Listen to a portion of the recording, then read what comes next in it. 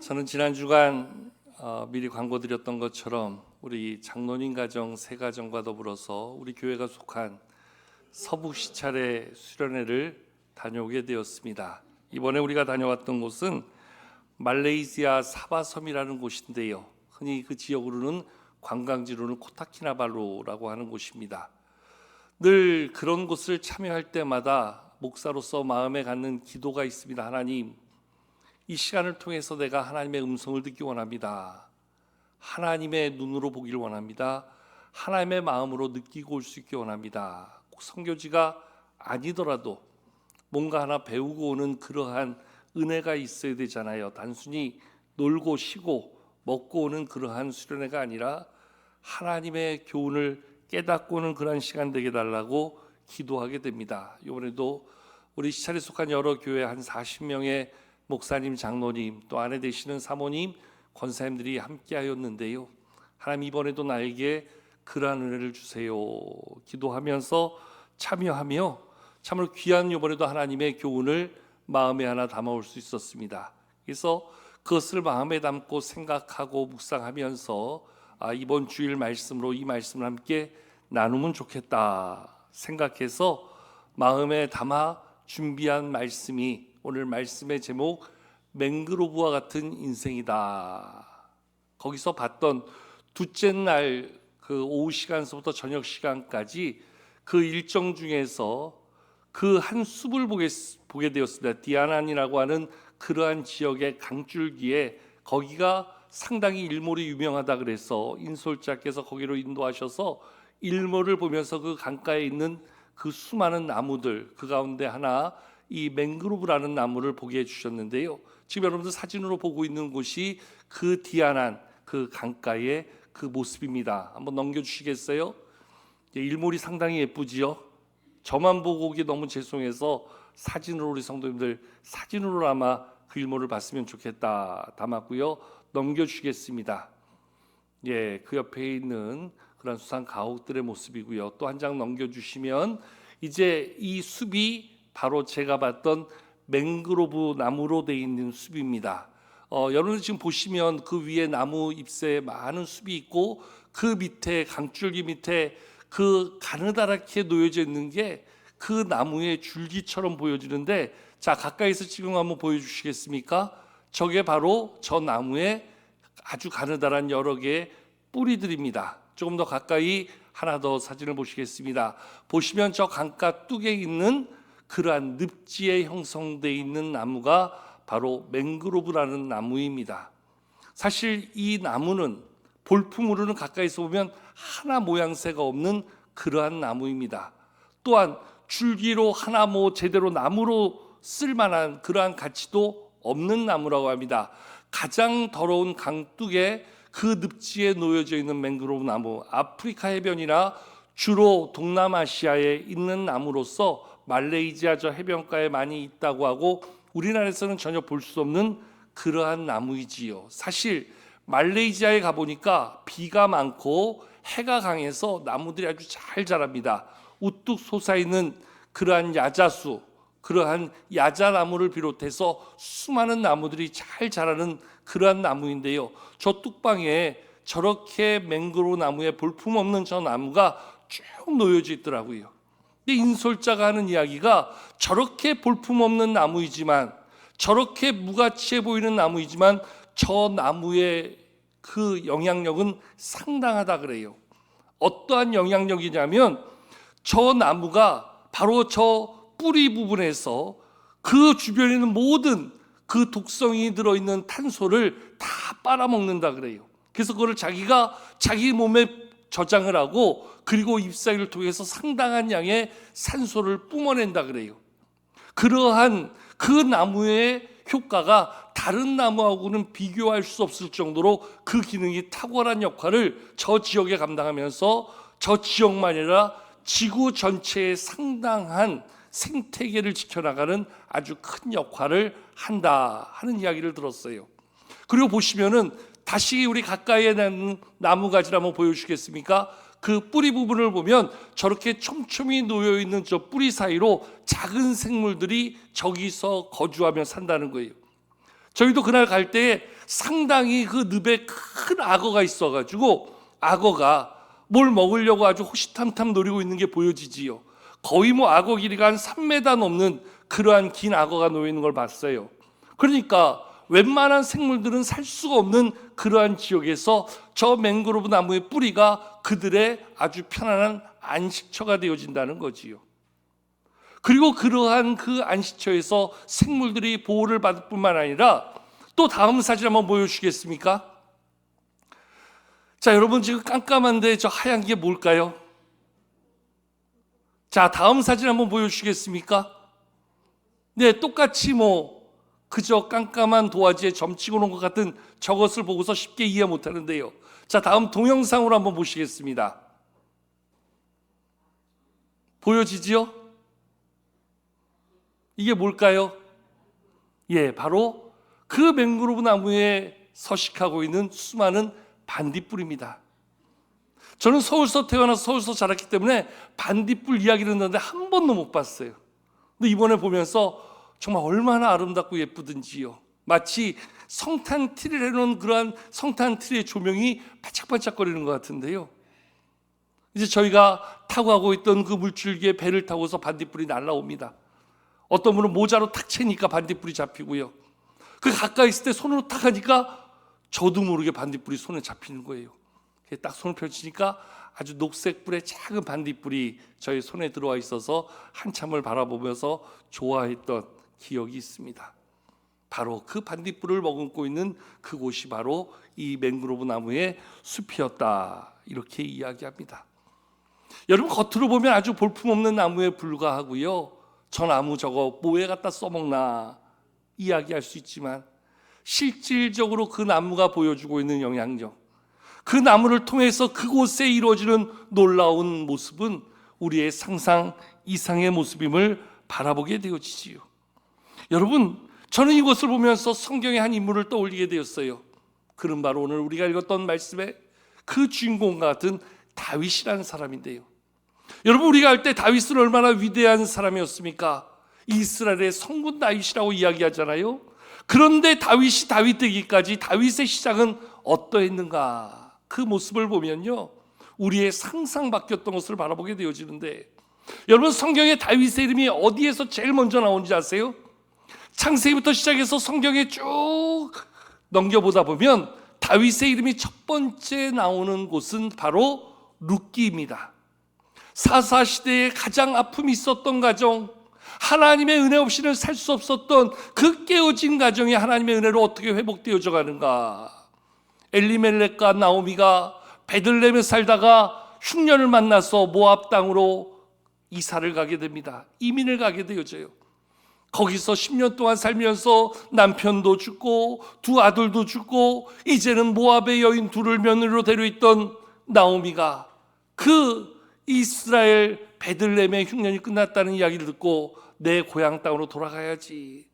그때 큰 며느리 오르바는 자기 집으로 돌아갑니다. 그리고 룻은 끝까지 나는 어머니와 함께 하겠습니다. 그래서 어머니를 따라서 베들레헴으로 돌아오지만 당시에 존재감 없던 여인 둘이 살아갈 방법이 하나도 없는 거예요. 그저 추수하는 밭에 나아가 떨어지는 나달을 주워서 그걸로 마치 연명하듯 살 수밖에 없었던 나오미와 룻의 자리, 거기에 그들을 돕는 그러한 기업 물을자 보아스가 등장하고, 이 보아스와 모압 여인 룻과의 사이에서 아들이 나중에 태어나지요. 결혼해서. 그가 바로 다윗의 할아버지 오벳이 되는 거예요. 그래서 성경은 바로 그 보아스와 룻을 통해서 오벳이 태어나고 오벳을 통해서 다윗의 혈통 이새와 다윗이 낳게 되는 모습을 이야기하면서 이 땅 역사에 처음으로 다윗이라는 이름이 언급되어지는데요, 그때 언급되어진 그 다윗의 그 모습은 말 그대로 이방의 혈통 가운데 정말 깨어진 가정의 아픔 속에 하나님의 회복의 은혜를 덧입는 그 자리에서부터 다윗의 역사는 시작되었음을 보여주지요. 그리고 오늘 우리가 읽었던 말씀, 이 말씀은 이스라엘의 첫 번째 왕, 이스라엘 백성들이 왕을 요구할 때 하나님이 세우신 자가 바로 사울이었는데요, 사울이 하나님 앞에 불순종하고 하나님의 말씀을 어김으로 하나님이 그를 버리시게 되지요. 그리고 그를 대신하여 두 번째로 왕을 세울 자를 찾아서 사무엘을 이새의 집으로 보내게 됩니다. 그리고 이새의 아들 중에서 한 명을 기름 부어 사울을 대신할 왕으로 세우시겠다. 그래서 오늘 우리가 읽었던 사무엘상 16장, 오늘 우리가 읽지 않았던 앞에 부분이지만 1절서부터 9절까지의 내용을 쭉 보면은 이제 사무엘이 이새의 집에서 그 이새의 아들들을 면접하는 그러한 모습을 말씀은 보여주고 있어요. 제일 첫 번째로 오늘 그 사무엘 앞에 섰던 자는 바로 맏아들 장자 엘리압이었죠. 성경은 그를 상당히 준수한 자로 이야기합니다. 키가 크고 건장하였던 그러한 용모를 가진 자라 이야기합니다. 그래서 사무엘이 그를 보니까 야, 이 정도 등치면, 이 정도의 외모면 하나님이 충분히 쓰시겠다. 그렇게 마음먹을 때 하나님이 아니라, 나는 사람의 외모를 보는 것이 아니라 그 마음의 중심을 본다 이야기하면서 엘리압 패스 이야기합니다. 그러자 이새가 둘째 아들 아비나답을 그 앞에 세우게 되지요. 그런데 여전히 하나님은 아니라고 이야기합니다. 셋째 아들 삼마를 세워도 아니라고 이야기합니다. 넷째, 다섯째, 여섯째, 일곱째 아들을 다 세웠는데 다 아니라고 합니다. 그러자 오늘 사무엘이 이새를 불러서 이야기합니다. 너의 아들들이 이렇게 일곱이 전부이더냐. 그랬더니 그 이새가 하는 이야기가 이 일곱 외에 나의 아들 중에 막내가 있습니다. 그런데 그는 지금 들에서 양을 지키고 있습니다. 그때 사무엘이 그를 데려와라. 그를 데려오기 전에는 내가 식사의 자리로 나아가지 않겠노라. 한마디로 밥 먹지 않고 기다리겠다. 그 아들을 데려오라 이야기합니다. 그래서 그렇게 데려온 아들이 바로 다윗이었지요. 다윗이 사무엘을 보는 순간 성경은 이렇게 이야기해 주고 있습니다. 오늘 그는 빛이 붉고 눈이 빼어나고 얼굴이 아름답더라. 어찌면 엘리압을 볼 때 모습처럼 다윗의 외모를 보면서 그의 빼어남을 보며 사무엘이 그를 선택하는 것처럼 보이지만 사실 선택의 자리는 거기에 있지 않았음을 보여주게 되어지고요. 어쩌면 이러한 다윗의 모습이 어떻게 만들어진 것인가, 이 부분은 좀 이따 다시 말씀을 나누도록 하겠습니다. 여러분, 오늘 다윗의 모습을 보면 아버지 이새도 그 이스라엘의 왕으로 세울 자를 그의 집에서 선택하고자 선자 사무엘이 찾아왔을 때 아버지조차도 얘는 아니야 배제했던 아들이 바로 다윗이었어요. 적어도 이 나라를 이끌어갈 왕이 될 사람이라면 엘리압 정도는 돼야지, 아비나답 정도는 돼야지, 아니 삼마 정도는 돼야지. 오늘 말씀에 이름은 없지만 그래도 이 정도의 아들은 돼야지. 7명을 선택하여 세울 때에도 아버지 이새는 얘만은 아니야 배제하고 예외시켰던 아들이 바로 다윗이었어요. 여러분, 오늘 이 모습을 보면 우리의 모습이 그렇지 않습니까? 누가 우리를 볼 때에 내세울 것 없고 자랑할 거 없고 우리 가운데 갖춰진 거 없는 부족한 모습이 바로 우리들의 모습은 아닌가 생각하게 됩니다. 남다른 실력이 있는 것도 아니에요. 학벌을 갖추지도 못했어요. 또한 내세울 것 없고 가진 것 없고 힘없는 우리의 모습이에요. 마치 오늘 말씀에 나오는 그러한 다윗처럼 아버지의 시선에서도 배제될 수밖에 없는 그러한 존재로 살아가는 모습이 바로 우리들. 어쩌면 그 숲에 아름다운 나무도 많지만 볼품없는 나무로 늪지에 있던 그러한 맹그로브 나무와 같은 존재로 살아가고 있는 것이 바로 오늘 우리들의 모습은 아닌가 생각해 보게 되어져요. 그런데 오늘 그러한 다윗을 오늘 하나님이 선택하시고 그를 사용하신 목적이 무엇이었을까? 아버지도 인정하지 않던 그러한 조건에 있던 다윗이었어요. 근데 그런 다윗을 하나님은 선택하세요. 왜 하나님이 다윗을 선택하셨을까? 여러분, 오늘 말씀에 다윗이 어디에 있었는가? 다윗이 무엇하고 있었는가? 오늘 말씀 11절 말씀을 한번 같이 한번 읽어보실까요? 본문 11절 함께 한 목소리로 한번 읽겠습니다. 시작. 또 사무엘이 이새에게 이르되 내 아들들이 다 여기 있느냐? 이새가 이르되 아직 막내가 남았는데 그는 양을 지키나이다. 사무엘이 이새에게 이르되 사람을 보내어 그를 데려오라. 그가 여기 오기까지는 우리가 식사 자리에 앉지 아니하겠노라. 아멘. 오늘 여기에 보면 그 막내가 남았는데 그는 그 자리에 서지도 않았던 자예요.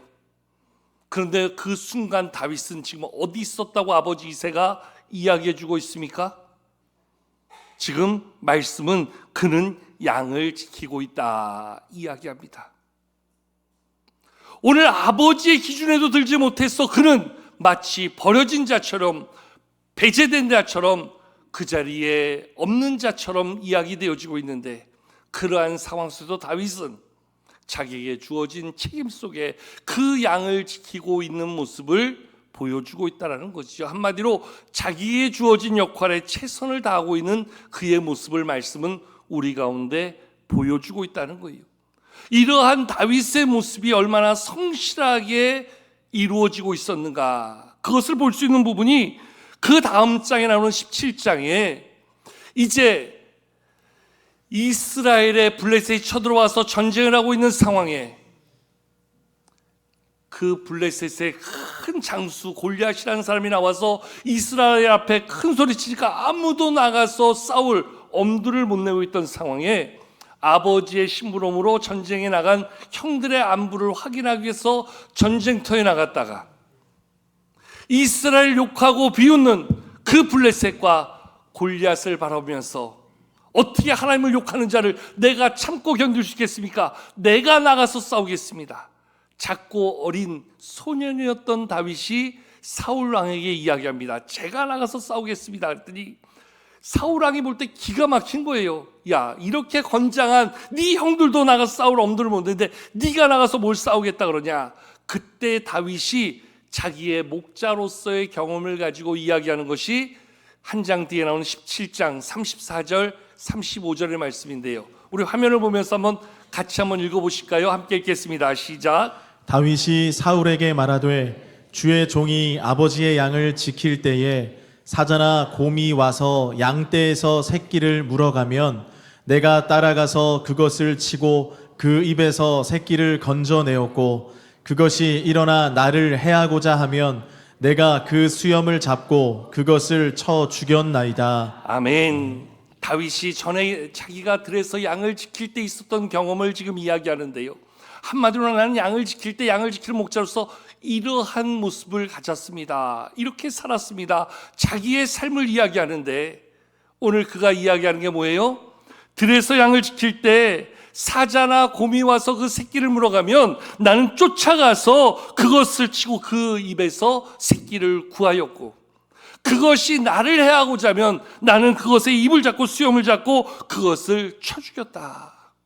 한 번도 긴장의 끈을 놓지 않고 아버지가 나에게 맡겨주신 그 목자로서의 역할, 그 사명, 그 책임을 가지고 아버지의 그 양의 새끼들을 지키며 내 생명을 지키는 그러한 치열한 싸움 가운데 내가 살아왔습니다. 이 말은 한순간도 나에게 주어진 책임을 게을리하지 않았고 안일하게 살지 않았고 적당히 때우는 일로 나를 만들지 않았다. 즉 나에게 주어진 책임을 성실히 지키고 있었던 다윗의 책임감 있는 모습을 보여주는 그러한 대목이라는 거예요.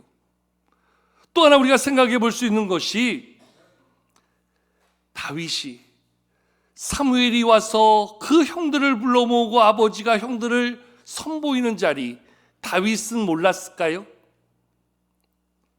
지금 그 자리가 어떤 자리인 줄 다윗이 몰랐을까요?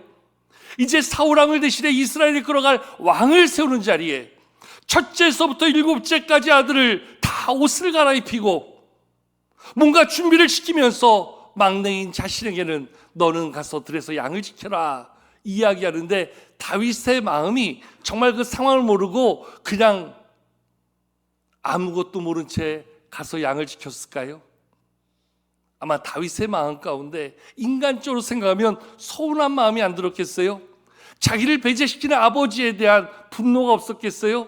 나도 그 자리에 있고 싶은데, 나도 사무엘을 만나고 싶은데, 나도 하나님이 택하는 자로 쓰임받았으면 좋겠는데 그런 마음이 없었을까요? 전 충분히 있었을 거라 생각해요. 왜? 7 형제들을 준비시키고 그 자리에 내보내는 그 아버지의 모습과 그 형들의 모습을 보았기 때문에 자기는 따로 들러보내고 형들을 준비시키는 모습 속에서 다윗이 서운한 마음이 왜 없겠습니까? 그런데도 불구하고 다윗은 내게 명하신 아버지의 말씀에 순종하며 나아가는 그 모습이 다윗에게 있었다는 거지요. 여러분, 앞서 제가 그런 말씀드렸습니다. 다윗을 불러왔을 때 그의 모습에서 빛이 나고 그의 얼굴은 남달라 보이는 그러한 모습이 있었다. 그래서 사무엘이 그의 외모를 보고 그를 택한 것처럼 말씀은 기록해 주고 있지만 아니라는 거예요. 이미 그의 삶의 자리에 자기에게 주어진 책임 따라 성실함으로 자기를 만들어가고 아버지의 말씀에 순종하는 다윗의 삶 속에 그의 그런 모습이 만들어졌다는 거지요. 그러한 모습이 이미 그의 삶 속에 갇혀져 있는 모습이 사무엘의 눈에 띄었다는 거지요. 그저 겉으로 보여지는 외모의 모습이 아니라 그의 삶 속에 자기를 만들어가는 성실과 순종의 삶이 사무엘의 눈에, 나아가 하나님의 눈에 그렇게 비춰지는 다윗의 모습을 만들어 주었다는 거지요. 맹그로브 나무, 겉으로 볼 때는 참으로 보잘것없는 나무요, 볼품없는 나무처럼 보이지만 그 나무 한 그루가 숲을 이뤄서 이 땅에 행하는 그의 모습이 얼마나 많은 영향력을 선하게 만들어내며 다른 작은 식물들을 살리는 데 얼마나 선하게 쓰임받으며 그 밤을 아름답게 수놓는 반딧불을 머금게 하는 그러한 모습으로 자기의 역할을 톡톡히 감당하고 있는가. 여러분, 오늘도 가만히 보면 우리 하나님이 쓰시는 사람은 어떤 사람일까요? 세상적인 자격과 조건과 외모가 갖춰져 있는 사람, 능력이 있어서 그 능력으로 주일하겠다 말하는 사람, 하나님이 그런 사람 쓰실까요? 어쩌면 사람의 눈으로는 그 자격 조건에서도 미달되고 그저 사람의 눈에는 작고 어린 소년에 불과한 소년 다윗과 같은 존재를 할지라도 자기에게 주어진 책임, 그 역할 속에 성실하게 마치 아버지의 말에 순종하며 나아가는 다윗처럼 하나님의 말씀에 순종함으로 살아가는 사람을 하나님은 찾으시고 그러한 자를 기름 부어 사용하신다는 거지요. 오늘도 하나님이 찾으시는 사람, 하나님이 들어 쓰시고자 하는 사람, 우리 가운데 하나님이 오늘도 세우셔서 주의 영광을 위하여 쓰시고자 선택하시는 사람은 바로 그런 사람들이라는 거예요. 겉으로 보여지는 모습이 전부가 아니라, 드러내고 자랑하는 모습이 다가 아니라, 오늘도 하나님이 쓰시는 사람은 바로 자신 앞에서 믿음으로 성실하게 내 몫의 사명을 기쁨으로 감당하고자 하는 사람, 그런 사람을 하나님은 찾으시고 그런 사람을 세워 사용하시기를 원하신다는 거지요. 그래서 그렇게 나온 다윗을 바라본 사울이, 그 사무엘이 다윗을 어떻게 하는가. 오늘 마지막 말씀, 오늘 13절은 이렇게 이야기해 주고 있지요. 우리 다 같이 13절 말씀을 함께 보실까요? 함께 읽겠습니다. 시작. 사무엘이 기름 뿔병을 가져다가 그의 형제 중에서 그에게 부었더니 이날 이후로 다윗이 여호와의 영에게 크게 감동되니라. 사무엘이 떠나서 라마로 가니라. 아멘. 그 다윗을 보자 사무엘은 기름 뿔병을 가져다가 그의 형제 중에서 그에게 부었다. 그리고 그렇게 할 때에 하나님의 영이 다윗에게 크게 감동이 되어지는 모습을 보여주고 있지요. 여러분, 앞서 말씀드린 것처럼 그 디아난 그 강둑에 놓여있는 수많은 맹그로브 나무들, 정말 나무로서는 가치도 없고 볼품없는데요, 이제는 인솔자의 말에 의하면 누구 하나도 그 나무를 손대면 안 된대요. 뿌리 하나도 뽑으면 안 된대요. 이제는 그 땅에 없어서는 안 되는 가장 소중한 존재로 여겨지는 나무가 바로 맹그로브 나무다. 인솔자가 그렇게 설명을 하더라고요. 모습으로 볼 때는 가장 볼품없고 가장 무가치한 존재처럼 보이지만 그의 역할, 그가 가지고 있는 모습을 통해서 이제는 누구보다 귀한 나무로 그곳에는 없어서는 안 될 가장 소중하게 보호받는 그러한 나무가 되었다. 여러분, 아버지도 인정하지 않던 다윗이었어요. 아버지도 세우려고 하지 않던 다윗이었어요. 그런데 오늘 자기에게 주어진 일에 최선을 다하여 성실히 일하고 오늘 아버지의 말씀에 순종함으로 내 몫의 사명을 감당하고자 했던 다윗, 그래서 하나님이 그를 찾아내요 그에게 기름 부으실 때에 하나님의 영이 감동되었다. 하나님이 세우시는 사람이 되었다. 하나님이 들어 쓰시는 사람이 되었다. 그 다윗을 통해서 이루어진 이스라엘의 놀라운 역사, 얼마나 위대한 성군 다윗의 모습을 보여주고 있는가. 여러분, 그 모습 속에서 우리는 오늘 우리의 모습을 보게 되는 거예요.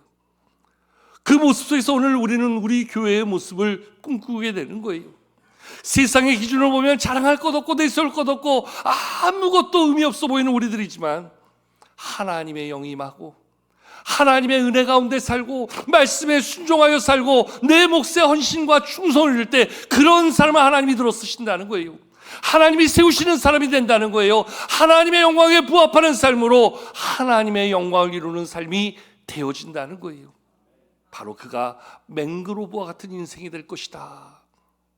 우리 교회가 하나 앞에 그런 교회로 세워진다면, 외적으로 드러낼 것 없고 자랑할 것 없고 연약한 우리들의 모습일지 모르지만, 믿음으로 사명으로 나아가는 우리의 모습을 통해서 하나님이 우리를 들었을 때 우리 교회가 오늘 이 시대 가운데 그러한 교회로 세워지고 쓰임받게 될 줄로 믿습니다. 그런 의미에서 오늘 저는 저와 여러분들이 오늘 이 시대에 맹그로브와 같은 인생이 되어서, 맹그로브와 같은 교회가 되어서 정말로 주님의 영광을 바라며 주님의 쓰심에 합당하게 쓰임받는 그러한 교회, 그러한 성도가 될 수 있기를 주의 이름으로 축복합니다. 하나님 앞에서 하나님을 따라 그 믿음의 순전함을 가지고 우리를 만들어갈 때, 우리를 통해서 우리 때문에 우리 가정이 살고, 우리 때문에 우리 일터가 복을 받으며, 우리 때문에 우리가 머무는 곳에 하나님의 새로운 선한 영향력을 만들어가는 그러한 인생이 다 되게 될 줄로 믿습니다. 오늘 시간 저와 여러분들이 그러한 맹그로브의 귀한 사명 가운데 살아가는 귀한 믿음을 우리에게 주셨다 생각하고, 하나님 나도 맹그로브 같은 인생 되게 하여 주시옵소서 기도하며 나가는 우리 모두가 되기를 축복합니다. 우리 옆에 분들께 한번 축복합시다. 맹그로브 같은 인생 되시기를 축복합니다. 맹그로브가 도대체 뭔데? 아까 사진 보고 설명할 때 분명히 졸았던 분 계실 거예요. 딴 생각한 분 계실 거예요. 인터넷으로 가서 한번 검색해 보세요. 맹그로브 나무입니다. 하나님이 여러분들을 그렇게 들어 사용하시기를 주의 이름으로 축복합니다.